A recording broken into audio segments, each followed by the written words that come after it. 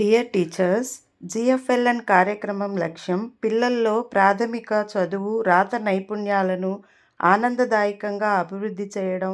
అందులో భాగంగా భాషా బోధనను ఆటల రూపంలో నిర్వహిస్తే పిల్లలు ఆసక్తిగా పాల్గొంటారు. భయం లేకుండా మాట్లాడడం నేర్చుకుంటారు. పద సంపద పెరుగుతుంది. అందుకే మన ఈ జిఎఫ్ఎల్ఎన్ 75 రోజుల కార్యక్రమంలో టైం టేబుల్లో రకరకాల ఆటలు, పద సంపద ఆటలు, పదపట్టికలు, తెరుచుకో సీఎం, గుండ్రంలో గులకరాళ్ళు వంటి క్రియాశీలక ఆటలను చేర్చారు.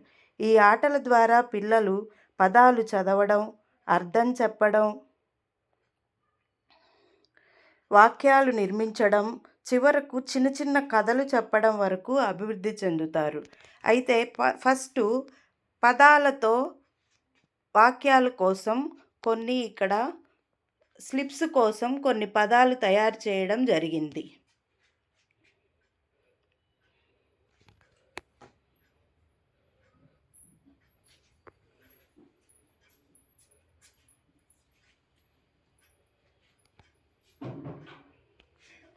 అలాగే ఈ పదాలన్నిటినీ ఒక్కొక్కటి స్లిప్స్లో రాసి ఒక బౌల్లో వేసుకొని పిల్లల చేత ఈ ఆటలన్నీ మనం ఆడించడానికి బాగా ఉపయోగపడతాయి.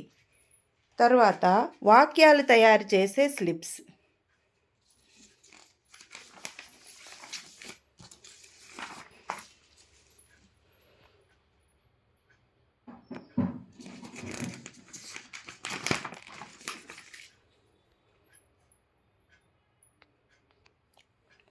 నీ పేరు ఏమిటి, నువ్వు ఎక్కడ ఉంటావు, నువ్వు బడికి ఎలా వెళ్తావు, ఇలాంటి ప్రశ్నలు కూడా స్లిప్స్ రూపంలో రాసి మనం పెట్టుకోవచ్చు.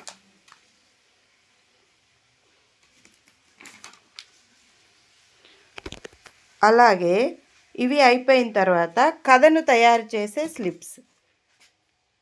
ఈ కథను తయారు చేసే స్లిప్స్ కోసం 5 రకాల కేటగిరీస్ మనం తయారు చేసుకోవాలి. ఫస్ట్ది పాత్రలు. పాత్రల్లో రైతు, చిన్న బాలుడు, తెలివైన అమ్మాయి, సైనికుడు, డాక్టరు, గురువు, పేద బాలుడు, రాజు, రాణి, మాంత్రికుడు, ఇలాంటి స్లిప్స్. తర్వాత రెండో కేటగిరీలో స్థలాలు. అడవి, పొలం, గ్రామం, సముద్ర తీరం, పాఠశాల, పర్వతం, నది దగ్గర, ఇట్లాంటివి. మూడో కేటగిరీ వచ్చి వస్తువులు. మాయా ఉంగరం, పాత పుస్తకం, బంగారు నాణెం, పక్షిగూడు, మంత్రదండం, విత్తనం, చిన్న పడవ, పటం లాంటివి. ఆ తర్వాత సంఘటనలు. దారి తప్పిపోయాడు, ఒక రహస్యాన్ని కనుగొన్నాడు, ఒక జంతువును రక్షించాడు, ఒక కొత్త స్నేహితుడిని కలిశాడు, ఒక సమస్యను పరిష్కరించాడు, ఒక పండుగ జరిగింది, ఒక పోటీ గెలిచాడు. 5వ కేటగిరీ వచ్చి భావాలు. సంతోషం, భయం, ఆశ్చర్యం, ధైర్యం, దుఃఖం, గర్వం, ఇలా 5 రకాల కేటగిరీల్లో నుంచి ప్రతి కేటగిరీ నుంచి ఒక పిల్లవాడు ఒక్కొక్క స్లిప్ తీసుకోవాలి. తీసుకున్న తరువాత ఆ వచ్చిన పదాలతో కథను చెప్పాలి. నేను మీకు ఒక ఉదాహరణ చెప్తాను. ఫస్ట్ పాత్రల నుంచి చిన్న బాలుడు అనే స్లిప్ వచ్చింది.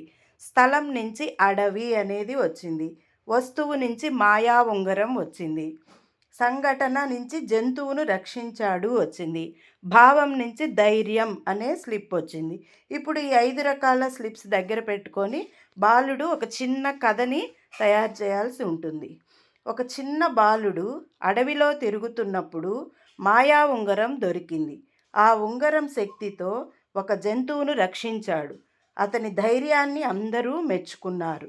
ఈ రకంగా పిల్లల చేత మనం రకరకాల ఆటలు ఆడించడం ద్వారా చదవడంలో చురుగ్గా మారుతారు, పద సంపద పెరుగుతుంది, సరైన వాక్యాలు నిర్మించడం నేర్చుకుంటారు, ఆత్మవిశ్వాసంతో మాట్లాడగలుగుతారు. ఈ ఇన్ఫర్మేషన్ మీకు ఉపయోగపడుతుందని ఆశిస్తున్నాను. Thank you.